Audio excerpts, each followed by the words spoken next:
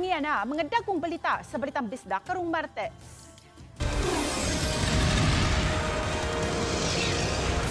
₱27 anyos nga lalaki nadunggaban human misuway ug uwang sa away sa mga silingan. Face-to-face classes sa eskwelahan sa mainland Lapu-Lapu kansilado ugma. Sospek sa pipila ka insidente sa dog poisoning sa Lazi Siquijor padayong giila. Ug 7-month-old nga sniffing dog katabang sa seguridad sa ASEAN Tourism Forum sa Cebu City. Kini ang GMA Regional TV, Balitang Bisdak. Mayong hapon, ako si Cecil Kibod Castro. Suspendido ang face-to-face classes sa mga pampubliko o pribadong tunghaan sa mainland Lapu-Lapu City ug mga adlaw subay sa mga kalihukan sa ASEAN Tourism Forum nga ipahigayon sa Dakbayan. Siluan Mayrondina sa report. Sa Division Memorandum Number 075 nga gipagawas ni Dr. Marilyn Andales, Lapu-Lapu City Schools Division Superintendent, gipahibaw ni ini nga suspendido ang face-to-face classes sa tanang pampubliko ug pribadong tunghaan sa mainland Lapu-Lapu ug mga adlaw January 28. Subay kini sa pag-host sa Dakbayan sa opening program ug mga activities sa ASEAN Tourism Forum 2026. Gihimugatan sa memorandum ang pagsiguro nga luwas ug hapsay ang pagbiyahe sa mga delegado gikan sa Cebu City paingon sa Lapu-Lapu City diin gilauman usab nga motambong sa kalihukan si Presidente Bongbong Marcos Jr.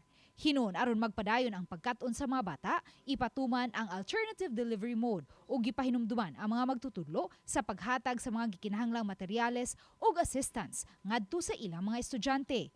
Hinoon dili apektado ang mga eskwelahan sa Olango Island ug ubang mga gagmayng isla sa Lapu-Lapu City ning temporaryong pagsuspenso sa face-to-face classes ug mga adlaw. Sa pikas bahin, sub-sub na usab karon ang gihimong pagbansay-bansay sa mga tinunan sa Lapu-Lapu City nga mga arnisador.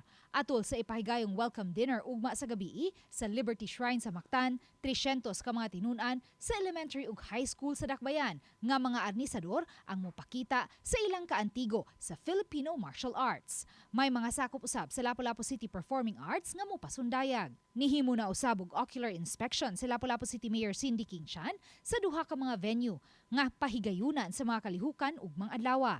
Sa nakalabayng mga adlaw, gi-repaint ug ipintalan pag-usab sa LGU ang mga skywalk, railings ug sidewalk sa mga main thoroughfares o mga dagkong kadalanan sa Dakbayan nga agian unya sa mga delegado.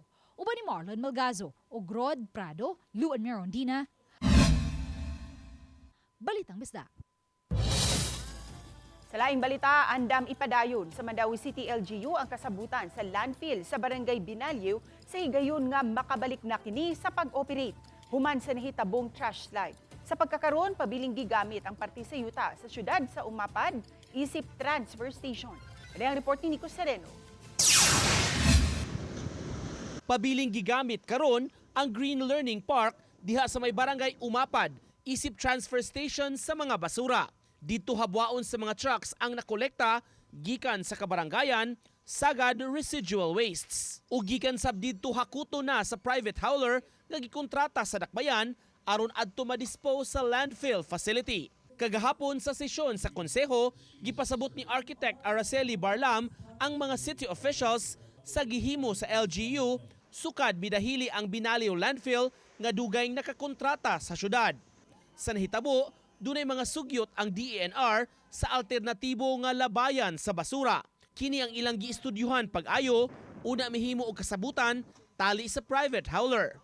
Samtang plano karon sa syudad, ipadayon ra ang panagsabot sa operator sa Binalyo landfill kung makabalik na kini. We told them that the plan of the city, last week we told them that we are prepared to sabay nila for the next 3 months until they recover. So they agreed with the 3 months, kay conservative daw na, but they intend to recover sooner than 3 months. Sa transfer station, nabantayan namo nga daghan ang mag-atang kada abot sa mga trucks nga mag-unload sa karga. Nalipay kining pipila ka mga pamilyahan nga makakwarta usab karon niining temporary setup sa Dakbayan. Susama kuno kaniadto nga ang dapit usa pa ka dump site nga kahinumduman gipasirad ana sa DENR. Sa kwarta sa tayo naihuwad gamay. Wire, plastic, carton. Yeah. O Na yung mga masadlain nga pareha ng mga cellphone, mabaligya ra gyud ko na. Temporary ra magid siya, ma'am. But we have to be clear ha, wala hilabti ang na-close nga area katong gi-close ni DNR. That was closed gyapon na siya but karon. It's just part of the property sa city. Uban ni Godfrey Relien, Nico Sereno, Balitang Bisdak. Nalandig sa Tambalanan ang usa ka magtutudlo nga misuway pag-uwang sa garambol nga mga managsilingan. Siya na hinuoy na dunggaban kagabi sa Barangay Langtad sa Dakbayan sa Naga. Niyang report ni Fem Ridumabo. Nakaangkon og mga sama dinunggaban siyang walang bukton ug walang bahin siyang tiyan ang 27 anyos nga biktima nga si Alias Mac, usa ka magtutudlo sa public school. Matod sa hepe sa City of Naga nga nag-inom ang suspitsado, anak ni ini ubang kaubanan at bang sa panimay sa biktima. Sa dihang naabot ang brother-in-law sa biktima ug gikalalis ni ini ang anak sa suspitsado. Kalabot matod pa sige panabi nga mga bati-batok sa ilang inahan. Nakamata ang biktima tungod sa kasaba sa panaglalis pasado las 11 kagabi. O gisuwayan pa niya pag-uwang ang nagrambol. Dinhi na siya gidunggab sa suspitsado nga si Alias Lito. Karon di ay kay katomong silingan nanghingan sila sa akong mama og asit. Oh, kay katong nanghingan sa akong mama og asit kay mga adik. Ako usa ko sa mga ni uwang kay kuy lisod pud baya og dili uwangon so akong bana pod. So mauto nga himong akong bana nisakit iyang bukton. Mo dito gidunggab na siya. There's another na po there sa kilid sa iyang maitian. Fist fight occurred, si victim na to nigawas to pacify. But instead of kaning mo patuo ang mga ingtungdan, ang tatay sa usa sa mga gusumbagay ang atong suspect gidunggap niya og ice pick ang ato ang victim. Daling gidala ang biktima sa Tambalanan ug layo na sa kakuyaw ang kahimtang niini. Samtang padayong gipangita karon ang suspitsado kinsa daling nakasibat. Desidido ang pamilya nga mopasaka og kasong frustrated homicide. Samtang tambag sa kapulisan ngadto sa mga manag-inom gilimnong makahubog. Yes, although you are in your private properties, you are in your respective abode, ano lang, in control lang ato ang pag-inom, control lang atong pag-celebrate, in moderation. Oban ni Cleofer Lumaya, Gugrod, Prado, Femery Dumabok. Balitang Bisdak. Natala sa lungsod sa Lazi sa isla sa Siquijor ang giingong pagkamatay sa daghang libud-suroy nga mga iro nga naglaroy-laroy lang sa kadalanan. Managlahi ang mga reaksyon sa mga lungsuranon sa nahitabo apan wala hinuoy mga individual nga magpa-interview kabahin niini. Tungod sa hitabo, nagpost sa social media page ang lungsod kabahin niini. Nagpahigayon ang mga LGU sa Siquijor matagbuan og pagpangapon sa mga iro ug iring. Apan, nagpabilin gihapong daghan ang mga libud-suroy nga mga iro ug iring. Usa sa mga hinungdan gani kini sa mga road accident.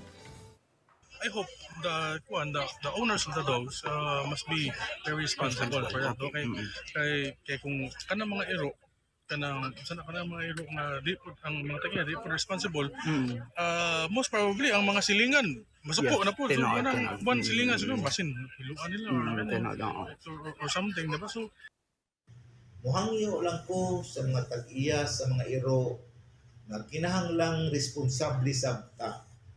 Tungod kay naamantay balahod, nga timanon gyud nato ang atong mga kahayupan, labi na ang atong mga iro. Kini ang GMA Regional TV, Balitang Bisdak.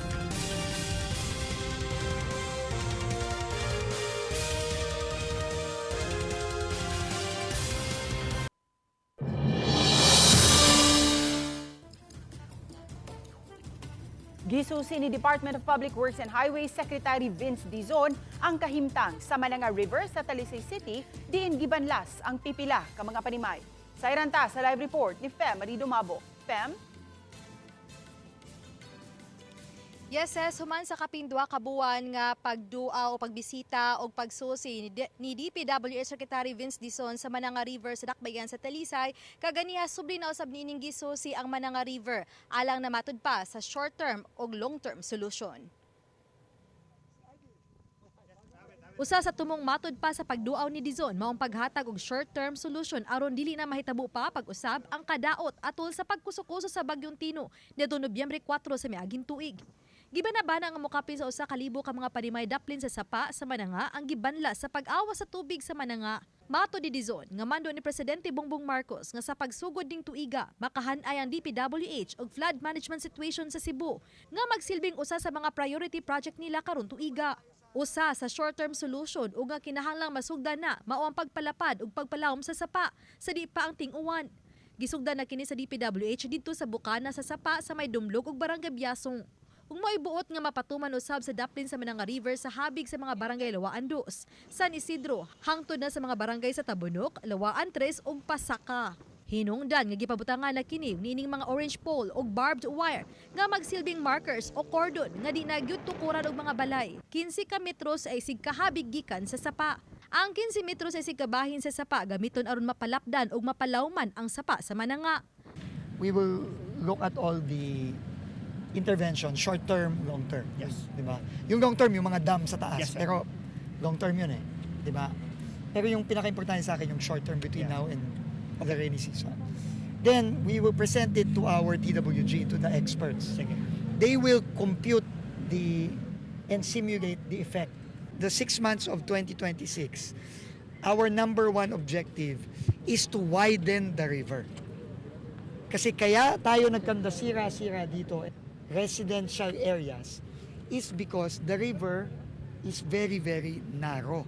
We will continue coordinating with the mayor, pati yung mga matatamaan na lupa kasi I have intended na magkaroon ng tinatawag na water impounding before the housing para wag lalalim ng ganon kalalim yung baha. Kami sa city, kami kanina area gani kanang importante na kami pwede na gani na kami sa ekwipo. Basta muingon lang unta si DP na mutabang sila unsaon pagkabkab manasay pangbutang para malimpyo na ni siya diri. Na natay pakita first na malimpyo ni, then we move forward. Murag ato lang ganing i-quadrant by quadrant kaniya tong unahon. Kay kung kausahon nato di ta mahuman. Laing gitutukan sa DPWH ang pagpangita og relocation site sa mga mulupyo nga apektado sa pagpalapad sa sapa sa Mananga. Subay niini mga ug tabang sila si Dizon ug Talisay City Mayor Samsam Gulya sa lalawigan sa Sugbo sa pagpangita og luna nga kabalhinan. The President also discussed this with Governor and with the mayors. What we are asking, the national government, the NHA and DSUD will provide the housing, will build the housing. But we ask from the provincial and the local governments to identify the land. Actually, ang mga tent cities na mo karon amo ang mga areas na asa nagbutang og relocation sites is nag-abang mi. Kay wa man mi mga yuta na dagko sa Talisay. So kung makatabang lang unta ang national government na makanami yuta, all the way better. Kasamtangan naa pa sa tent city og evacuation center ang mga nawagtangan og panimay sa Talisay City.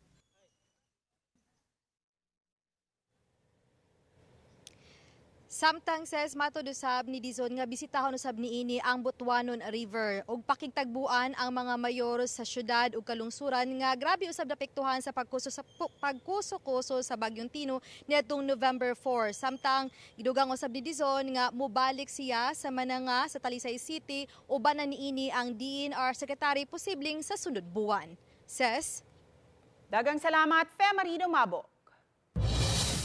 Nadala sa ospital ang duha ka mga lalaki nga nagmotorsiklo human midasmag sa nakaparada nga sakyanan sa barangay Hakluban, Talisay City.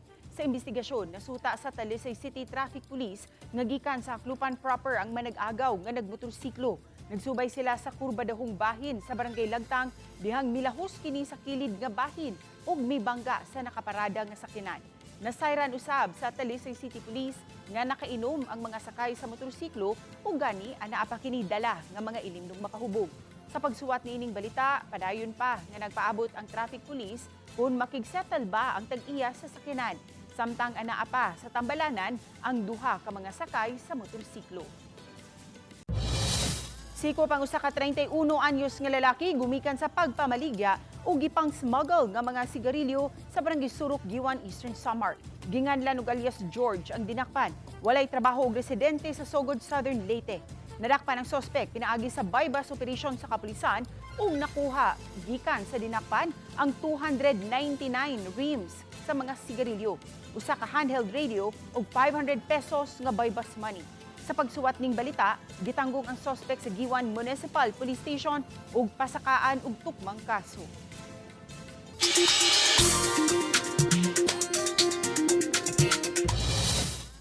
Nerescue ang usa ka sawa sa mga miyembro sa Bureau of Fire sa dakbayan sa Calbayog, Samar.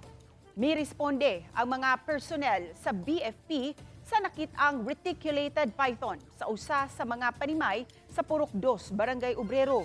Gibana-bana nga motimbang sa 7 to 10 kilos ug adunay gitas-on nga 3.3 meters ang maong sawa nga nakit-an ilawom sa lababo. Gikatakda kining i-turn over sa sentro. Formal nang ni-file og kaso ang tag-iyas sa Iro nga gipatay sa Mandawi City. Kagahapon, miduso og reklamong kalapasan sa Animal Welfare Act ang tag-iya sa Labrador nga si Cooper. Bato kini sa buwad vendor nga giingong mibunal kang Cooper sa makadagang higayon. Lakip sa miduso og affidavit ang pipila sa mga nakasaksi sa panghitabo agi og pagsuporta sa maong kaso. Nang hinaot ang tag-iya pinaagi niini hingpit nga mahatagan og hustisya ang nahitabo kang Cooper. Kini ang GMA Regional TV, Balitang Bisdak. Kini ang GMA Regional TV, Balitang Bisdak. Nasikop ang usa ka habal-habal driver sa mga operatiba sa Talisay City Police tungod sa paghupot sa dili lisensyadong armas. Si alias Mark, 49 anyos, taga Barangay Kandulawan, Talisay City, nasikop niadtong Sabado sa buntag. Suway kini sa search warrant nga nakuha sa Talisay City Police human makadawat og taho nga magdala og armas ang maong dinakpan. Nasakmit gikan sa iyang posisyon ang 38 caliber nga adunay 3 ka mga bala. Gisusi usab sa kapulisan kung nagamit ba ang maong armas sa krimen, ilabi na sa mga shooting incident sa dakbayan sa nangaging katuigan. Tukmang kaso ang ipasaka unya batok sa maong dinakpan. Nadisgrasya og nahulog sa bungaw ang usa ka truck nga nagkarga og mga itlog. Nahitabo kini kaginang buntag sa Sitio Kanduang, Barangay Damulog sa amihanang lungsod sa Sogod. Nawadan og kontrol ang driver sa truck nga milaho sa kilid sa karsada ug napunta sa ilawom nga bahid. Maayong pagkaguba sa truck, lakip na ang karga niini nga mga tray sa mga itlog. Gani na busy ang ubang personnel sa paghipos sa masalbar pa nga mga kargamento. Gikan sa Bantayan Island ang maong delivery truck nga paingon unta sa syudad. Samtang matud sa Cebu People's Action Center, luwas ra ang driver ug ang duha ka mga helpers nga nakasinati og minor injuries. Hingusgan sa Mandawi City Traffic Office karong tuiga ang pag-file og mga kaso batok sa traffic violators nga wala moasikaso o mobayad sa ilang multa. Ang detalye sa report ni Nico Sereno. Mas istiktuhon pa sa Traffic Enforcement Agency of Mandawi Kuntim ang pag-file og mga kaso karong tuiga batok sa mga traffic violators. Alang kini niadtong naisyuhan na og citation apan wa gyud manumbaling o mosettle sa ilang multa. Agad gid katong mga grabe gid og violations ba. Kay that's the only way to compel no sa ato mga traffic violators nga una dili na mo usab nya ikaduha is mo settle gid sila sa ilahang kanang salaod ba nga nahimo. Kay kung wala ta himuon ana mugara ra man ni sila. Sa datos sa team, sulod sa duha ka tuig, moabot sa 700 ka mga drivers ang ilang nakiha kay wala mo asikaso sa bayronon. Sa tuig 2024, 485 ang napasakaan og kaso. 95% niini nakigsettle na ug na-dismiss. Dunay 24 ka mga kaso na archive pero naisyuhan og arrest warrant ang driver. Samtang sa tuig 2025, 209 traffic violations ang napasaka sa prosecutor's office. Kadaghanan na settle ra kay nakabayad maong na-dismiss kini apan may gamayng porsyento nga ongoing pa ang kaso. Mihatag lang mig 7 days nga grace period within which nga kinahanglan nila i-settle. Otherwise, makita na sa system sa among legal, i-extract na siya para file na siya og kaso after 7 days kung wala gyud settlement nga mahitabo. So, mao na nga kuhaon na sa legal para wanan dali man mi ana kay mag-apas pa mi ana sa 2 months nga period ba para dili siya mo prescribe. Maong awhag niya sa mga naisyuhan gyud og citation mubayad dayon sa ilang multa. Nico Sereno, Balitang Bisdak. Nagnegatibo ang tanang 165 ka mga sakop sa Lapu-Lapu City Police nga gipaubos sa mandatory surprise drug test niadtong milabayng semana.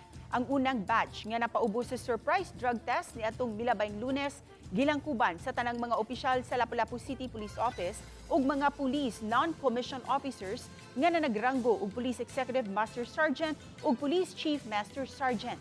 Pagka-Biyernes, dihang milingkod na sa tungdanan isip City Director si Police Colonel Agosto Desqueo, laing 65 na usab ka mga personnel ang napaubos sa surprise drug test ug pulos kini nagnegatibo. Ang pagpahigayon ug mandatory surprise drug test sa kapulisan kabahin sa tinguha sa Philippine National Police nga masigurong way ni usa sa ilang mga sakop ang nagumon sa gidiling drogas.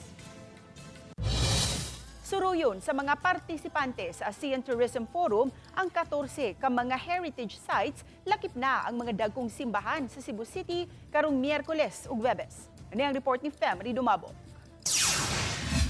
Usa sa mamahimong kalihukan sa ASEAN Tourism Forum, ang Cebu Heritage Walk, pagsubay sa kasaysayan sa Cebu City. Hinungdan nga girenovate ang sagad sa mga historical sites sa syudad, sama niining Plaza Parian ug Heritage Cebu Monument. Usa sa itinerary sa Heritage Walk, ang Cebu City Hall, Plaza Sugbo, Magellan's Cross ug ang Basilica Minore del Santo Niño de Cebu. Doon usab sa mga delegado ang Cebu Metropolitan Cathedral, ang baguhay lang gipaanindot nga Patria de Cebu. Nalakip usab ang atbang niini nga Plaza Hamabar ug suruyon ang labing karaang dan sa nasod ang Colon Street. Ipakita usab kanila ang ancestral house sa Yap San Diego ug ang mga museum sama sa Casa Gorordo ug ang National Museum of the Philippines Cebu ug ang Fort San Pedro. Ug di gyud usab mawala ang Plaza Independencia. Ato di Cebu City Mayor Mr. Archival nga nanginaot sila nga magsilbi usab kini nga promotion sa cultural ug religious tourism sa Cebu City.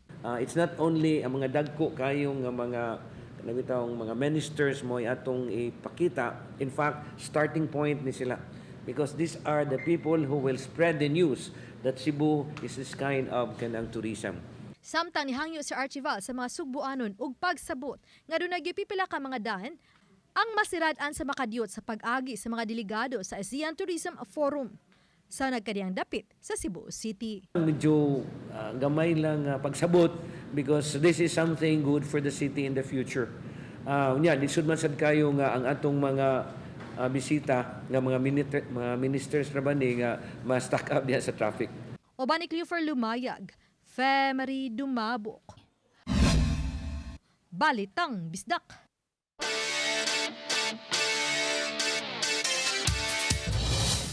Man's best friend kini ang tanaw sa kadaghanan sa mga iro. Pero kapuso tanawa kining 7-month-old nga Jack Russell Terrier nga iya sa Mandawi City Police Office. Sa iyang ka-cute kinsay magtuo nga aduna siya importanteng assignment sa ASEAN Tourism Forum nga gipahigayon karon sa Sugbo. Meet Mars, usa ka canine dog. Siya lang ang gitahasan sa pagsimhot sa mga gamit sa mga nagkadaiyang media sa dili pa mo cover sa pocket meetings subay sa 63rd ASEAN National Tourism Forum. Good job!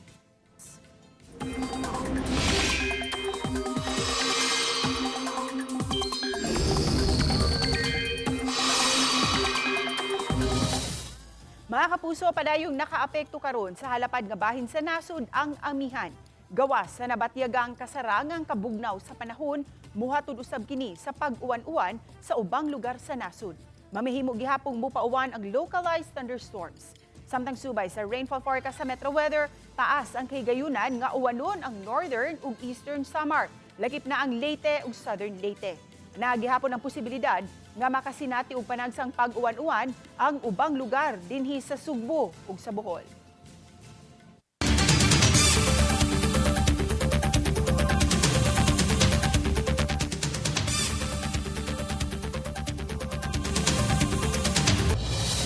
Alang sa mga aspiring singer, mubalik na ang hit nga Kapuso Singing and reality search nga The Clash. Apan, Teen Clasher search una ang among ibida.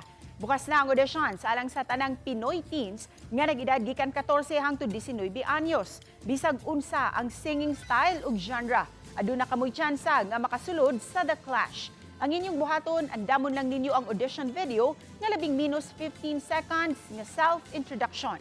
Usa ka 90 seconds nga English ug laing usa ka 90 seconds nga Filipino song. Mamihimong iscan ang QR code aron dito ipadala ang inyong introduction ug audition video. Mamihimong bisitahon ninyo ang official social media page sa The Clash GMA alang sa kompletong detalye. Kami ang GMA Regional TV Balitang Bisdak. Kinatibukang pwersa alang sa mas dakong misyon ug mas halapad nga pag-alagad sa nasod. Mayong hapon mga kapuso.